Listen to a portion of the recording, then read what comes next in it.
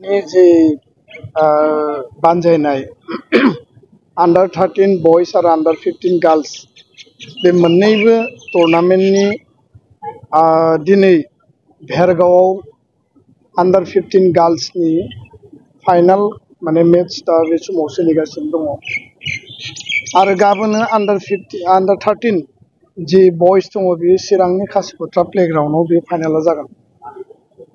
बड'फानि जे सिमां गेरेमसा माहारि दानाय बर' माहारिखौ मुलुग दरबाराव गायसननांगौनि थाखाय सोलोंथाइजों लोगोसे रांखान्थि समाजखान्थि आरो गेलेनाय जोंनि हारिमु बायदिसिना बिथिंनि गेजेरजों जों गासै बिथिंजों जौगानायनि मोनसे थांखि आरो उद्देश्यखौ लानानै दुलाराय बर' फरायसा आफादा हाबा मावदों आरो बे बड'फा गोजोरथियारि सोलायनाय मावथांखिनिनो मोनसे गुबै आयदा हिसाबै नैबे फुटबल टुर्नामेन्टखौ जोङो खुंफुंदों।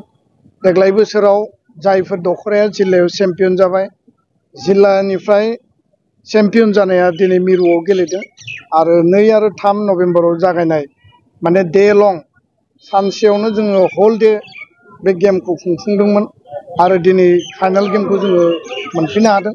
बे समाव भेरगावआव कार्बि आंलं जिल्ला आरो क'क्राझार जिल्ला अलरेडि फार्स्ट हाफा जोबनानै थांबाय।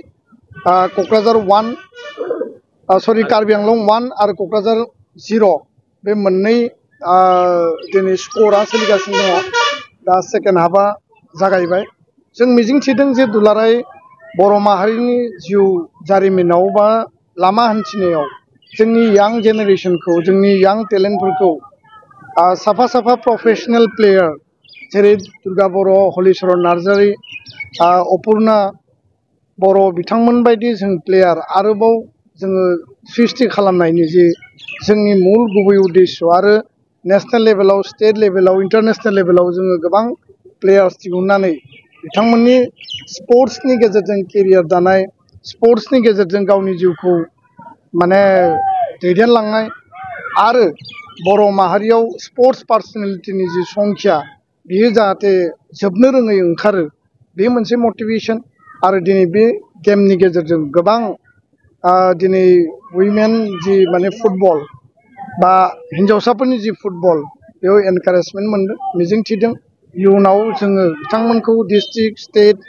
नेशनेल आरो इन्टारनेशनेल लेभेलाव प्रपार चेनेलनि गेजेरजों बेयाव जायफोरा गेलेफैनाय बेखौ लांनो हागोन।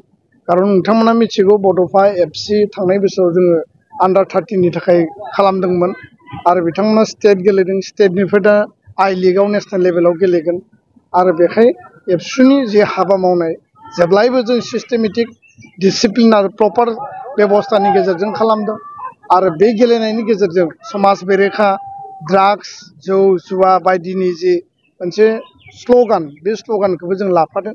आं मिजिंथियो जे रायजो राजाया बयबो समर्थन होगोन आरो बयबो बिथांमोनखौ आशीर्बाद होगोन आं बेखौनो मिजिंथिबाय। गोजोन्थों।